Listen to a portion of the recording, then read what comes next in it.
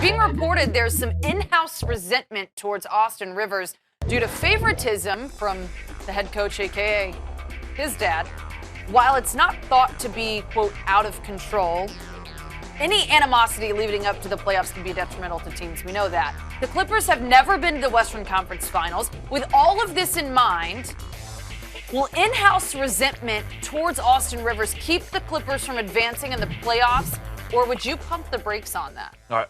Contract, money, resentment in locker rooms needs to just go away.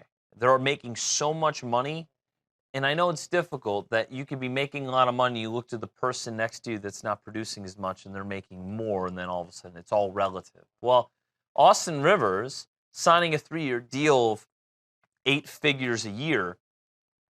This guy was the top recruit out of high school, did the right thing, went to Duke, came out early. And you're getting him for 3 years from ages 23 to 25. That sounds actually like a pretty decent deal.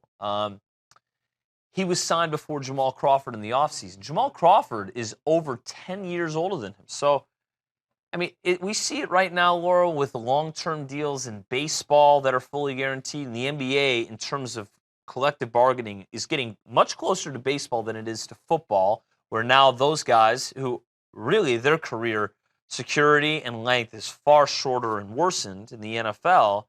Well, this money's guaranteed. Why would you give somebody a 5-year deal and you think years 4 and 5, you're not even going to get their best self? They're already on the down slope. You know for a fact Austin Rivers, without injury, is going to get better in all the years. So I would dismiss this, and it's one of the unfortunate elements. But you have guys that have made a boatload of money and haven't, as you mentioned, gone to the Western Conference Finals.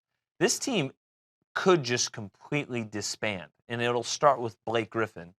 But you don't Paul. think any of this will play a part? I don't think they have a chance of getting to the 3rd round.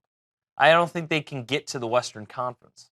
Right now, they need to play very well, all out, to stay ahead of Utah and, quite frankly, keep ahead of the surging Oklahoma City Thunder. And with that, before you know it, you're playing the Rockets in the 1st round, and now you're having trouble just getting out of the 1st round. Rockets have had their number.